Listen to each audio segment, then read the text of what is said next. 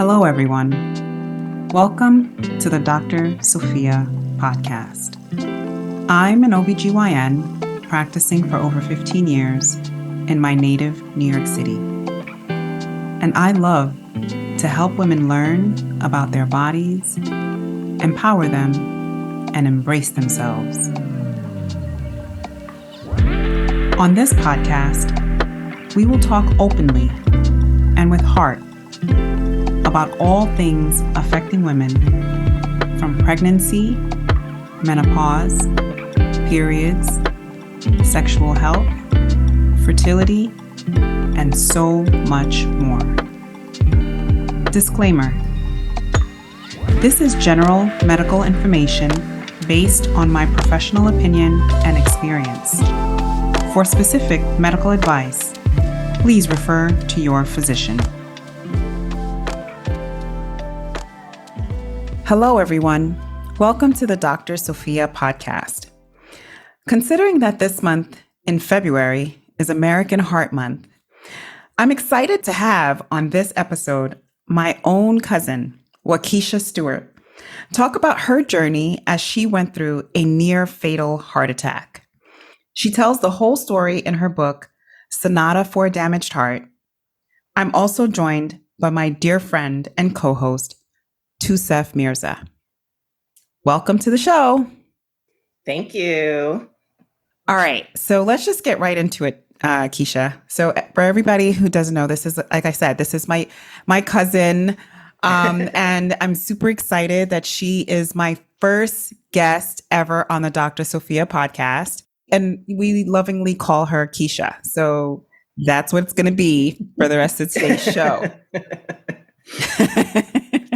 So welcome, Keisha. Thank you for having me, Sophia. She gave you a whole cultural government there. Okay, love it.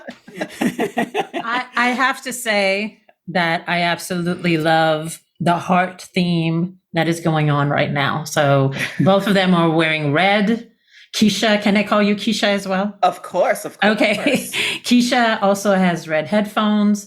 I'm a little bit in a maroon. They said it's okay because it's in the same hue as red, but I'm loving the energy. Love the energy. All right. So Keisha, we're going to just jump right into it. What year was it that all that happened with you? What year was that again? It was October of 2011. Okay. So October of 2011, I was a busy resident. I was finishing up residency when I got the call that something terribly wrong was going on with you.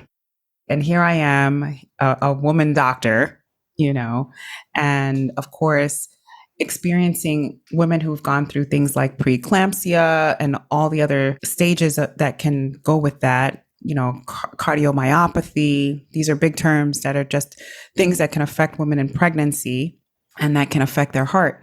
And then, of course, I hear this is happening to my own cousin, the possibility or the concept actually of a heart attack. And I remember feeling very taken aback and like, how can this happen to someone that I love? So just start us and tell us your story. Of course. And we're not just, distant cousins. We're first cousins. We're first cousins. Like my mom and her dad are brother and sister. Yes. So we really share a lot. We're very close. Yeah. Yes. We are in the cousins group chat. So I gave birth to my second son, Michael Diego, at the end of September of 2011. Exactly 2 weeks later, that particular day, October 14th of 2011, I was tired, but I had a baby. I had this newborn that I was breastfeeding and supplementing formula with, and he was hungry all the time.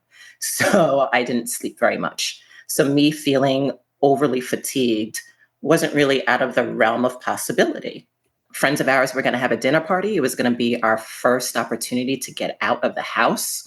So I was all for it. I just wanted to go and be amongst my peers and not have to think about anything for a couple of hours. When we got to our friend's house, I was still feeling overly fatigued and I started to feel a little disoriented. But again, just figured I just had a baby. It's fine. I began speaking to other people. And as I was having conversations, I recognized that I wasn't able to see them clearly. My vision was being impaired. My stomach had a little bit of indigestion. I wasn't able to focus. I was very disoriented. At one point, I was staring at my friend and she asked me, can you hear me? And I said, let me just go to the bathroom. Let me splash some water on my face, because at that point, I started to feel like I was overheating. My palms were getting clammy. When you say that it started to blur your vision, was it like you couldn't really, like if you're not wearing glasses and you're supposed to wear glasses, or was it a different type of blurry vision? So it was like I could see blobs, like I could see an image there, but I couldn't make out the actual like faces. So that was shocking for me. That never happened to me before. And like I said, this was my second child, and I didn't experience this with my first, but I figured, okay, maybe I'm just hot, maybe something else is happening. But I never in my wildest dreams did I think it was heart related. So after I splashed some water on my face, I left the bathroom. I went back to sit down to resume the conversation that I was having. And suddenly I felt the sharpest pain that I've ever felt in my whole entire life. And mind you, I've been through labor. Wow. And it took my breath away. And it felt at that point that my chest was just being crushed, like it was in a vice. And I knew at that point something was wrong. Still didn't think that it was a heart attack because I was 31. I was an athlete. I didn't really have any sort of medical history in our family. As far as I knew, we didn't really have any sort of cardiac related history. It was always diabetes that we were concerned about. So again, I didn't think that it was heart related, but I knew that something was terribly wrong. A few seconds went by, and then the pain radiated from my chest up through the back of my neck, up through into my jaw, and I had that tingling and numbing sensation down my left arm. Again, I was breathless. That indigestion came back. And I turned to my husband and I said, something's wrong. We have to go. And, he kind of jokingly said, are you sure you didn't have too much wine? And I said, no, I know I haven't drank, in 9 months, but, it was only, maybe I had half a glass, if that, at that point. When you talk about the pain that you felt, was it almost like electric, or was it more like muscle spasm, or was it like something you had never experienced before? It was something like I never experienced before, just the sharp pain in the chest. And then it was kind of like, if you can imagine when you look at like a sun, or if someone has a drawing of the sun and you see like the rays come shooting out of the sun. That's kind of how it felt, that the pain shot out through up into my jaw, up to the back of my neck. And I would never want to experience that type of pain ever. Yeah, labor we don't pain. Want you to either. No, well, well, labor pain and that pain, different. It's just different. Not only did it take my breath away, but you could feel the energy leave you. So it was intense. It was really, really intense. And it got to the point where, I told Mike, we got to go now. I started vomiting as we were leaving the house. We got in the car. He sped, which I don't recommend. Call 911. Yes. But stay safe. Right. Stay safe. We were maybe 7 minutes from the hospital. So he got me to the hospital. We go in. He kind of parked his car right in front of the emergency department where the ambulances park, grabbed a wheelchair, wheeled me in. And mind you, all the symptoms that I described, still experiencing. Wheeled me in. I'm speaking to the receptionist. She asked me, oh, what brings you in, to the ER tonight? And I told her I was having chest pain. I couldn't breathe. And she asked me, which, is pretty standard. Well, what were you doing prior to experiencing this? And I told her, well, I was at a dinner party. I just had a baby 2 weeks ago. At the time I was a nursing assistant. So I'm going through everything that I would say for my patients. Okay, we did this. I was at a party. I just had a baby, just in case that could be an issue. And she looked at me and she said, oh, honey, you've been out for the first time. It's anxiety or panic attack. And I looked at her and I said, no, it is not. There's something seriously wrong. She told me, oh, if I just go home, I should be fine. And I said, no, I'm not leaving. I want to be checked. And she said, after she rolled her eyes, she said, okay, well, you can just go wait in the waiting room. So I sat and I waited in the waiting room, probably a good 20 or 30 minutes before I got called back into triage, still experiencing shortness of breath, still experiencing the chest pain, still feeling nauseated, still having the tingling and all the sharp pain, everything still present. I finally get back there. They do the EKG.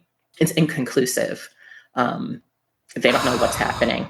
A more senior nurse, for whatever reason, and mind you, privacy, you're supposed to close the curtain so that, people as they're passing by, they don't see you. But thank God they didn't that particular evening, because the nurse that passed by the bay that I was in, she looked at me for maybe 2 seconds and said, she's having a heart attack. She needs to get to the back now. Oh my God. And Thank all God of for a that sudden, nurse. right. All of a sudden, everything kind of clicked. But I'm in shock. Who at 31 has a heart attack? Why? And I'm healthy. I never had an issue. Like, what is happening? They rush me into the back, and they start the standard protocol, morphine, oxygen. They're giving me nitro. That's nitroglycerin. Yeah. Nitroglycerin. So I wanted to ask you, like, up until that point, so when you're in that hospital bed and they're doing all those tests, before that nurse came, at that point, did you think you were having a heart attack, or you still didn't know what was happening? I still didn't know what was happening. There's a part of me that thought, okay, I had a C-section, right? So I thought, well, maybe there was a clot or something, but I didn't think it was a heart attack. Heart-related never crossed my mind. Never, ever crossed my mind. While I was being treated on in the back, I can remember thinking, this is it. Like, I've gone through, because at this point, we're talking about maybe an hour since I first experienced, those initial symptoms. And I'm only now being treated. That's it. I'm not going to make it. It's been too long. And, as medical professionals, we know that time is of the essence, whether it's a heart attack or a stroke. So at the time, the hospital that I was at did not have a cardiac intervention unit. So I had to be transported to another hospital. And I remember looking at my husband. At the time, he was my boyfriend. We weren't married yet. But I said, I'm not going to make it. I'm not going to make it. Make sure you let Michael Diego know how much I loved him and wanted him. Make sure him, and I had a 5-year-old son at the time as well. I said, make sure, from my previous marriage, I said, make sure that they grow up knowing each other. And of course, he was just besides himself. He said, no, you're going to be fine. Stop talking like that. But I kind of came to the realization that this might not end, positively. This could be it for me. So they transported me, and in the ambulance driver got lost to the next hospital. Yeah. So many times that night, looking back, I thought, I shouldn't be here. Like, why am I here? The ambulance driver got lost. They didn't want to look at me. So many things happened. But finally, we did make it to the hospital. Mike had gotten there before I did, so he thought something horrible happened. They wheeled me in. They rushed me into surgery. The cardiologist, thank goodness that the cardiologist that was on call had seen a case like mine the year prior. And he has been a cardiologist for 30 plus years at this point. He explained to me once he did my angioplasty, he placed a stent in my heart and he said, what you had is what we call a SCAD, which is a spontaneous coronary artery dissection. So basically, the inner lining of my artery, and it happened in my LAD, which is your left anterior descending in my left ventricle. It's the major artery. It's only one of the major arteries. It's one of the most major, right? Like one of the most major arteries. That's it. No, that's okay. And unfortunately, whatever the case was, because at that time, I mean, they're still doing research even now today, but he said what probably happened was hormones could have weakened the lining, and that's what caused this tear. And because the tear completely occluded my artery, that's what caused my quote unquote widowmaker heart attack. Yeah. Now, the widowmaker, only 1 in 4 survive. So I had, only a 25% chance of survival that night. So of course, I'm just still in shock, still wondering, why did this happen? How? Still, what is this SCAD thing? Why didn't I know that women could have heart attacks after? Why is this something that I wasn't aware that I should look out for? Mm-hmm. But at that point, I was just focusing on surviving the night after they placed the stent. I was in the cardiac intensive care unit. The nurses were great, but they weren't used to having a young patient like me. They're used to having, Grandpa Joe or Grandma Ruth, and having to take care of people who didn't just have a baby. I remember at one point, I just said, I just want to go to sleep. Like, I don't know if I'm going to wake up, but I just want to go to sleep. All of this is just too much. It's too much to handle. So just a question in terms of what the stent actually did was to stop the bleeding? Is that? The stent actually was to then keep the artery open. So what happened to her basically is that because of that tear, imagine that the tear then causes almost like a flap that closes the artery. Okay, and then stops blood. So imagine flow. like a hose. So like a hose that you kind of like cut off. So now if the hose is cut off, you're no longer getting flow to the heart. And so what the stent does is keep the hose open. And that's what she had. Okay, so the blood wasn't flowing well in when you have a SCAD, your blood flow isn't going well to the heart. And then if it's not going to the heart, it's not going to any other part of the body. So then it doesn't go to anywhere. Yes. And for SCADs, there's different, which I didn't know at the time, which I discovered, through my own research and later on, years later. There are different levels of SCAD, different degrees of severity. There are some women who have a SCAD and it doesn't completely occlude their artery. Sometimes they can just have it healed by medication and rest, whereas, more extreme could be completely 100% occluded, have a heart attack, go into cardiac arrest. So there's a wide range of things that can happen. But yeah, it was something that was rare.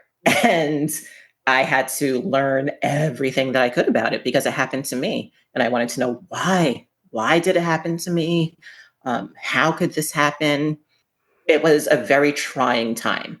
I went into depression because once I was released a few days later, I couldn't lift anything more than 10 pounds, which meant I couldn't lift my baby. I couldn't lift my newborn son. When he was born, he was 8 pounds, 13 ounces. So 2 weeks went by. He was already at 11, 12 pounds. I mean, he was an eater, like I said. So I couldn't lift him up by myself. I always had to have someone with me just in case. And for someone who was independent majority of my life, as Sophia knows, we were all kind of raised to be independent women. Yes. We handle ourselves. Very much so. It was very hard for me to release and have to become dependent upon other people. And that for me was the biggest hurdle in the beginning. It was allowing myself to be okay with being dependent. And I struggled. I really, really struggled with that. So let me ask you, I think what's amazing, and thank you for sharing all of that, is the fact that you said that you were an athlete and you were a nurse and you were young.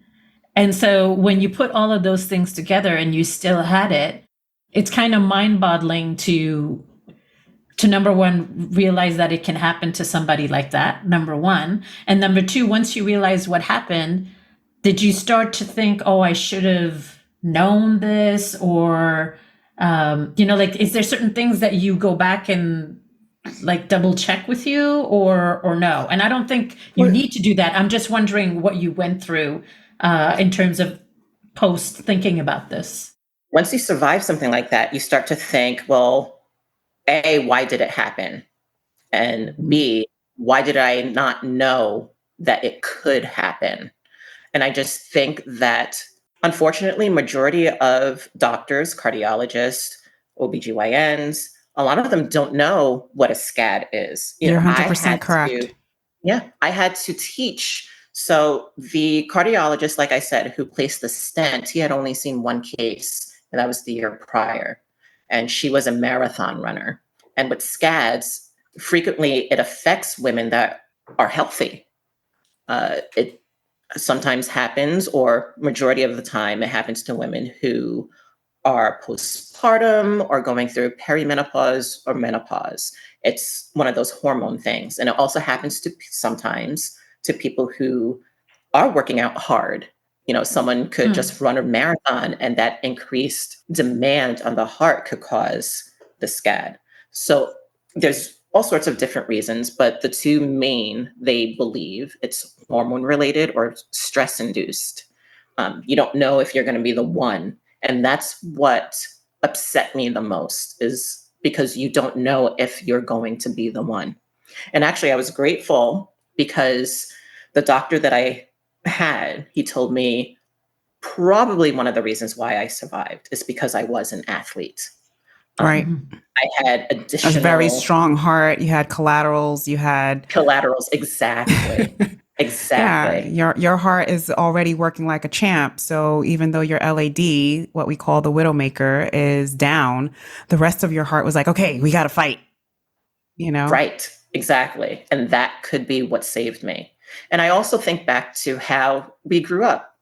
We didn't have junk food in the house. Right. The way that we grew up, we had, my parents would cook. We didn't get McDonald's. We always ate at home. We always ate at home. Yeah. And we ate fruits and vegetables. We actually ate despite being from our very Haitian background. But so it's not just griot, it's not just, fried foods. We actually had a lot of vegetables growing up, I think we were very fortunate that we also had parents who believed in working out. My mother always worked out. Her dad and her mom always worked out. It was very important that we always had a very active lifestyle. So yeah, Keisha, you're right. We're very fortunate that we were given a foundation. We were given a great foundation. Agreed. And I think that also contributed to the fact of why I survived. Our parents set us up for success in that way. So if something were to happen, without even realizing or recognizing it, if something were to happen, our bodies would fight and be able to fight and be able to heal. But wow. First, Keish, this is our first time actually talking about this like this. Yeah. And I don't think I've ever really talked to family in depth about it. This. Yeah. And I think, as I'm listening to you, my eyes were welling up and I'm like, oh my God, I can't, and I think about the fact that you're right. As a doctor, I've had one instance of SCAD, and guess what? It was this year. It was this year that I encountered a patient who had basically what you had, and she was 8 months postpartum. Like I said, I've heard of women who've had other heart conditions related to pregnancy, but certainly I did not know about SCAD. And so it's unfortunately, it's becoming more frequent. It's something that I believe with the American Heart Association, they said that almost 35% of heart attacks that happen to women between the age of 20 to 50 are SCAD related. Wow. I mean, that's high. That's 1 in 3. Yeah. Right. That's crazy. And it's a phenomenon that's really not discussed. It's a phenomenon, like you said, physicians just don't know. No. They don't realize. And because it's hormonally based, it only happens to women, or do men also get SCAD? Men also get SCAD. So 90% of the cases are female, where 10% are male. You know, it's funny because our hormones are actually supposed to be very protective, and they are, but I think it's probably, since it's happening after deliveries and it's happening in menopause, it's actually the change that Yes. happens in the hormones that's probably the real cause of what, you know, as part of it at least.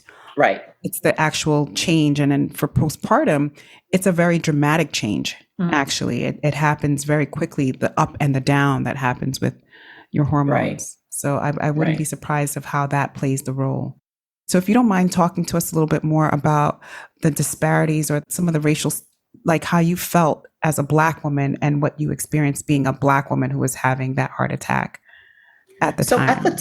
At the time, I didn't think of it being a racial thing. You know, as you're going through it, you're just thinking it's fight or flight, right? So I was fighting to survive. Looking back after the fact, I just kept thinking, well, why was she so dismissive? Why was she so quick to dismiss me? And unfortunately, there are these stereotypes. There's this notion that women are dramatic, that women are just, you know, there to get attention. There's a stereotype that Black women especially are loud and angry.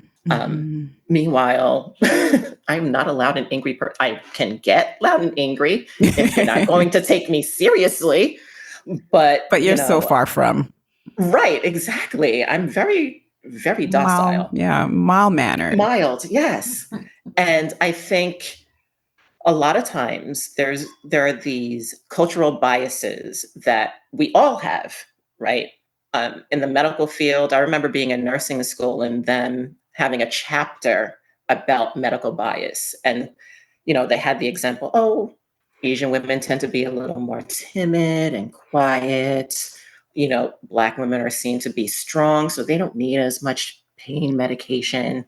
And I remember my professor saying, throw all of this out the window, because each individual needs to be seen as just that, an individual.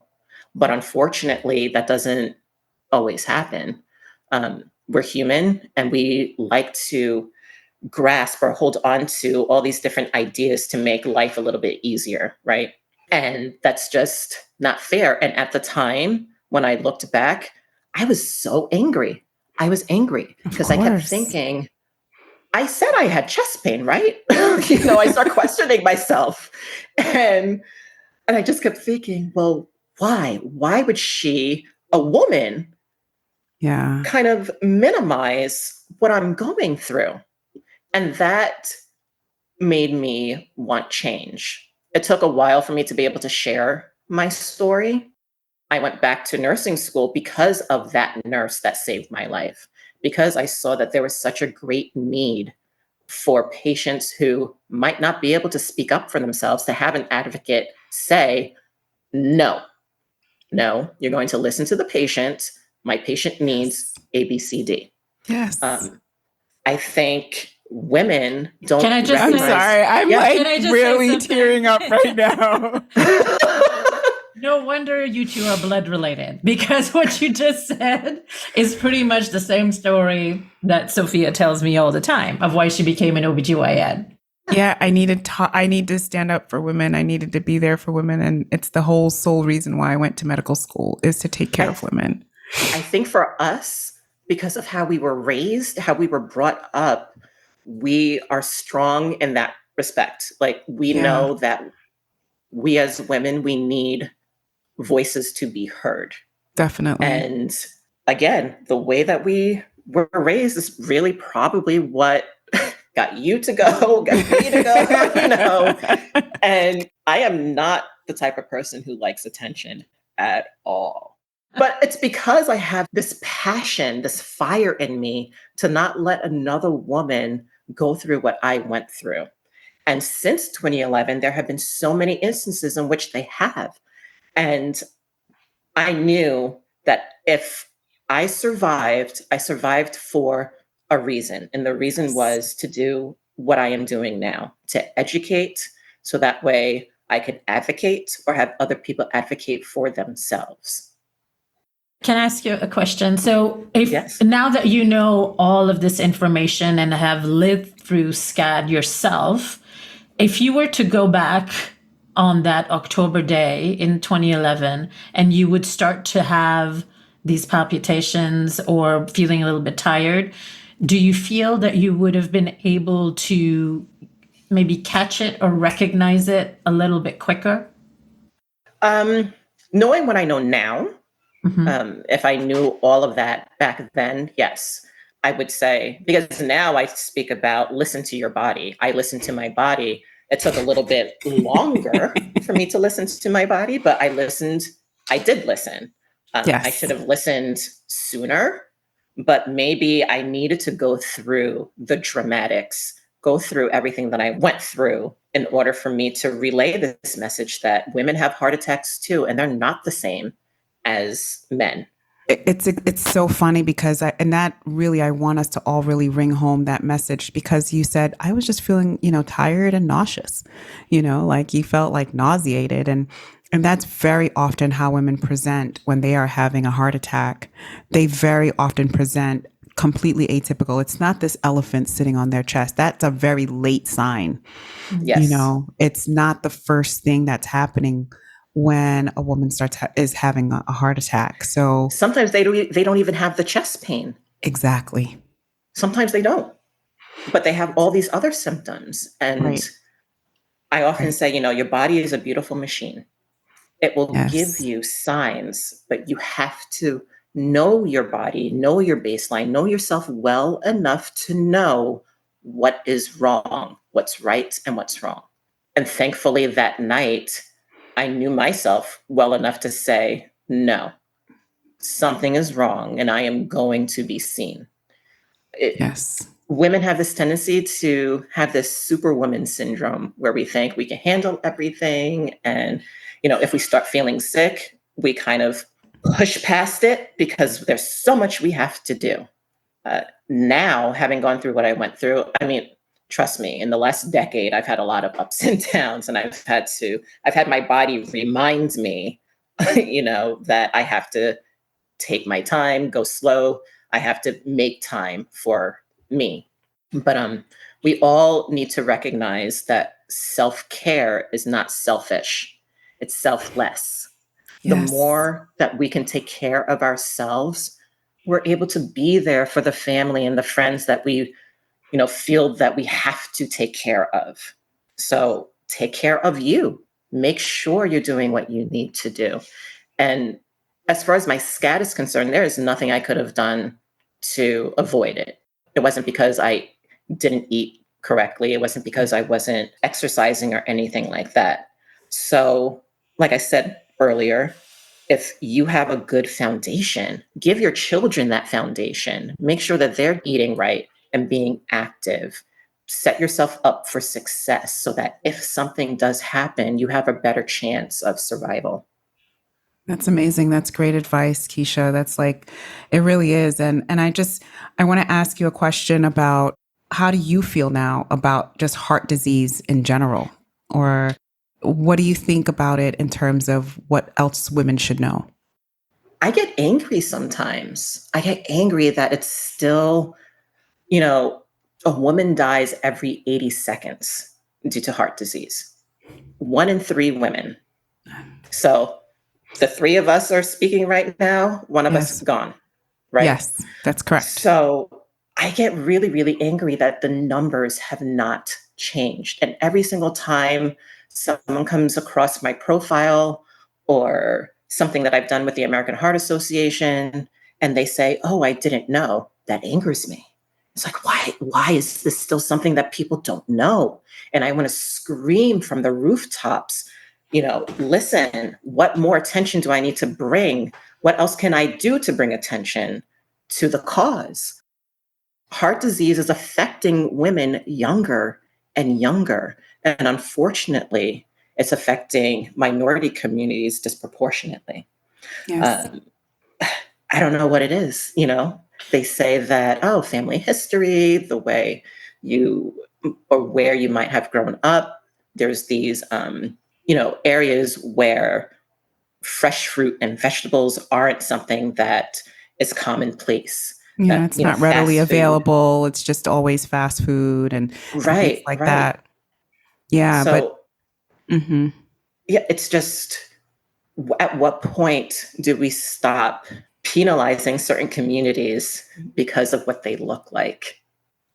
I At agree. what point do we stop signing these death sentences just because of where you're born?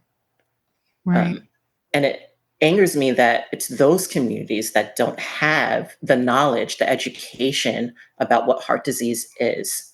In the past, I've raised money and I've said, raising money is a way to help facilitate, bring programs into these underprivileged areas that need it, that need different types of programs in order to let people know what they should and shouldn't be doing. These smoking cessation programs, the fresh food programs, even within schools themselves. Yeah, it really does anger me. In terms of making this more mainstream, or so that people know about heart disease and SCAD and other heart diseases like that, what do we think is a good place to amplify? Does it need to come from the medical doctors? Does it need to come from the medical schools to teach the doctors? Does it come from public health sort of All of it. announcements? All of it. Mhm. I think all We're of it. doing it right now. Yeah. We're doing This it is one of right those now. things. I think Mhm. more people who have survived need to speak up, share their truths, share what they went through. I've been fortunate enough to kind of be someone who was vulnerable enough to put herself out there and say, this is the new face of cardiovascular disease. Mm. You can't categorize me as that typical heart disease patient because of what I went through, but I have a form of it. I do. And more women are being affected. We have to stand up and we have to say, okay, enough is enough. Educate us. Educate us from the beginning. Educate us in school when we're growing up about heart disease. School lunch programs and breakfast programs. Educate us around that so that way it becomes habitual. It ends up being something that we have been brought up with and we know and we've heard, so that by the time we reach our 20s, we understand and we know diet is important. Treating your body right is important.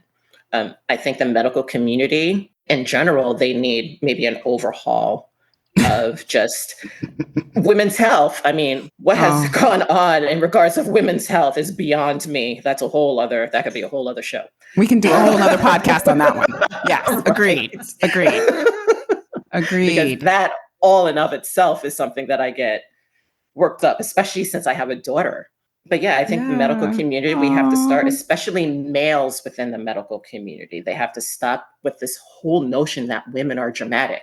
Stop assuming that, because we wait 30% longer to go to the hospital when we're having some sort of heart-related issue than men do. We wait. Mm. Right. We think we're gonna get over it. We're gonna push through it. We're gonna, what we do in our everyday lives in the first place. We take care of everybody else before we take care of ourselves. Right. Men are the ones that are more dramatic. Oh yeah. Yeah. Having had a husband and having two sons, I'm clear. And it's funny. I want to make mention of a couple of things in terms of when we think about heart disease. Of course, Keisha, you had a heart attack, but I want to remind women heart disease encompasses high blood pressure. Mm-hmm. Heart disease encompasses what we call angina, or just pain, like with exertion or chest pain that happens when you're, just trying to exercise, or you may not be having a heart attack, but you do get some discomfort. It can incorporate like shortness of breath when you are trying to do anything, workout, or just your normal daily activities. But one of the bigger ones is really the heart disease of hypertension.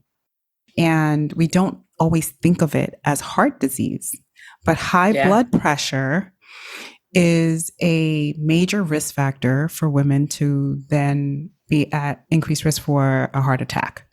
for heart attack, for strokes, for so many things. And that's why it's considered the silent killer. Right. So, exactly.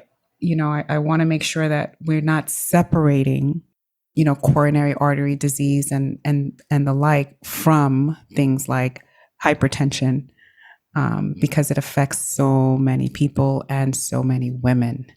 Yes. I Yes. mean, and all the other things that happen to us. A little bit about my own story, having had preeclampsia when I had Tyler. Yeah, I remember. I remember. So my first son, and I had preeclampsia, and Can you explain what preeclampsia? is? Sure. Preeclampsia again is a high blood pressure problem that happens in pregnancy, that puts you at risk for developing seizures and stroke and cardiomyopathy. These are all things that can happen due to preeclampsia. And I also developed high blood pressure at the age of 30. And we all know I'm going to be in my mid 40s now. Oh boy, I'm closer to 50 than I am to 40. But it's so funny because people look at me and they're like, what? You have high blood pressure? And I'm like, yeah. And this is also the heaviest I've ever been in my entire life. I am bigger now than I was 8 months pregnant. And so we always think that hypertension or high blood pressure only happens to women who are very obese or overweight or sedentary.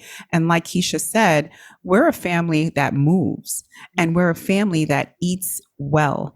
And so it's not because I'm not eating the right foods, and it's not because I'm not exercising or moving and having an active lifestyle that I have high blood pressure. It's just what it is. It's part of our family history. Again, the concept of knowing our family history. And for us, we had our grandmother passed away from diabetes, but it was never really explained to us that our family also suffers from high blood pressure. And so, my mom had high blood pressure also in her 30s. And so this is just what it is. And it's a fight. It's a fight to make sure that my pressure is always normal, and whether that means medication and, like we've been talking about the concept of self-care. I'm not exactly great on that. I'm doing my best in terms of the relaxation part of it. Keisha, I can't, stop how I feel knowing that we're having this conversation, knowing what we're bringing to the masses, what we're introducing to women all over. This is where it starts. It starts with the conversation. I'm going to move on and just ask you a question. So you have a book. Yes. Okay. So I'd like to know a little bit more. What's the mission from your book, or what do you hope is going to happen from your book moving forward? Hopefully everyone buys it. Of course. Yes, please do. We'll put a link to it in the info. Yes. Thank you. But in all seriousness, when my heart attack happened, I cannot express how alone and alienated I felt. And at the time when I was doing my own research, because I have this compulsion to need to learn everything, I couldn't find a lot of information. And I couldn't find people like me who went through it, who had the same experience. So one of the reasons why I wrote the book is because once I did start sharing my story, I had women reach out and say, oh my gosh, I didn't know. I went through this. Thank you for sharing your story. Thank you for being so encouraging. And I thought, yeah, I need to write everything down, the good, the bad, and the ugly, because it needs to be known. And how do you navigate all of that? Like, I had another baby after a heart attack, which was a big no-no. It was a surprise. And, and I discuss, it's a very controversial issue, but I discuss what I went through trying to decide if I was going to follow through with the pregnancy and risk everything or not. Obviously, I followed through because she's here.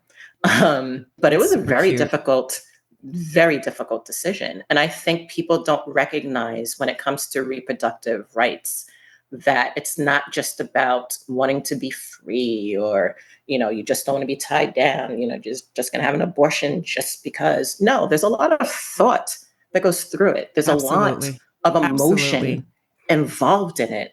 So, that's one of the things that I talk very openly about what I had to go through. And even with Mike, our relationship, how it was affected from my heart attack because I turned within. I talk about mental health struggles. All of that is important for people to know and understand. So if you have had a heart attack and you're struggling, you could read my book and maybe get some inspiration. If you're in the medical field, you could read my book and get inspiration on how you need to look at your patients. Differently or the same, but more with more intention, with more feeling and intuitiveness and listening and making sure that you are hearing the patients when they actually speak to you. Right. And I discussed that. I went from one cardiologist to another because he and I were not on the same wavelength. And it wasn't working for me. It wasn't. And I talk about, you can fire your doctor. You can get a second opinion. It's a service. Absolutely. I mean, I'm sure you, know. Absolutely. Sure keep and yourself abreast to the new things. I try my best, but Yeah. moreover, I advocate for my patients, even my own patients, to go and get a second opinion because I want them to, really feel comfortable and have a lot of trust. That's what makes you a great physician. Because you understand that and you don't have ego or anything like that. You truly want what's best for your patients. Yes. Because that's how I want what's best for you. I want what's best for you, my cousin. I want what's best for my sister, my mother. Right. Yeah. I was fortunate to find a cardiologist who said, tell me more. Tell me more. Right. And he had ran the cardiac rehab. He had written a bunch of different articles that were in, American Cardiologist Journal or whatever it's called. But he said, we are a team. We are a team. We're going to figure this out. If this medicine isn't going to work, we'll try something else. And because of him, I wasn't in heart failure anymore. And if not for him, if not for me knowing that I needed better, who knows where I would be. And there was a point in time in which I was having chest pain again years later. And he said, or I asked him, do you think if I went to the Mayo Clinic just to figure some things out? And he encouraged it. He said, yes, go to the Mayo Clinic. They have state-of-the-art equipment there. They might tell you something that I just don't know, that I just couldn't find with what I have. So I encourage people to find a doctor that is on your team and wants to be on your team and listens. So I wanted to ask you, the name of your book is Sonata for a Damaged Heart. Yes. Why Sonata? So it's kind of a play on a couple of things. So a sonata has 4 parts. Your heart has 4 parts. Sonata is, music based. For me, music was always something that I felt I could resonate, like it resonated with me. I was able to truly get into music and movement and dance. I danced for about 17 years. Yes. And it was something that was very freeing for me. When I became a national spokesperson for the Go Red for Women movement in 2022, the campaign was called Reclaim Your Rhythm. And I just thought, rhythm, dance, sonata, a lot of times ballets are based upon these sonatas that are done. This book is my own version of a musical for, talking about a damaged heart, so. And one that I feel has healed in an incredible way with bringing us this book and all of the advocacy and the things that you do. So I'm just super proud of you, cuz I want to say that super publicly, that for everyone to know that what you've been through is incredible, and the fact that you share your story with all of us, that it changes people's lives. So thank you. Thank you for having me on. I'm truly grateful for women like you, for a cousin like you, for physicians like you who truly, truly understand and want what's best for everyone, for humanity. So thank you. Absolutely. So in closing, I want you to just share with us, please, an excerpt from your book. Okay, let's see. Cool liquid snakes up my arm. The room blurs and spins, and I'm floating as if I'm inside and outside my body at the same time. Someone brings Mike into the room. I watch him sit down next to me, watch myself tell him I'm having a heart attack, watch myself cry. Make sure the boys grow up as brothers together, I hear myself say. Look in my eyes, promise me. And that part of me, watching and hearing everything, the machines, my body abandoning me saying goodbye, begins to feel hyper aware and strangely calm. Everything becomes bright and clear and then goes quiet. I must be dying. I am being taken from this world, but I will go out with dignity. I don't want to die, but I accept it.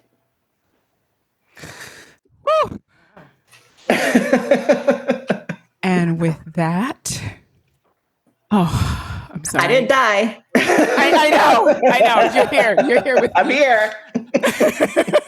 Sorry, I have to just, break it up somehow. Wow, this is exactly why we're here, so that we can share your story and hopefully save another life. So yes. Thank you. American Heart Association, for having you as one of their advocates. And I'm just so happy you're my cousin. Yeah. I mean, you really don't know how much this means to me to be able to sit here with you and be able to discuss things like this, because it really does matter so much. It just matters so much. And all I want to do is save lives and prevent women from going through what I went through. So Amen thank you. to that. Awesome.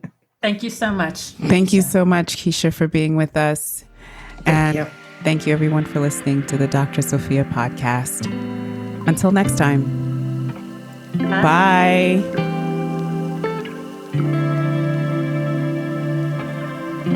This is general medical information based on my professional opinion and experience.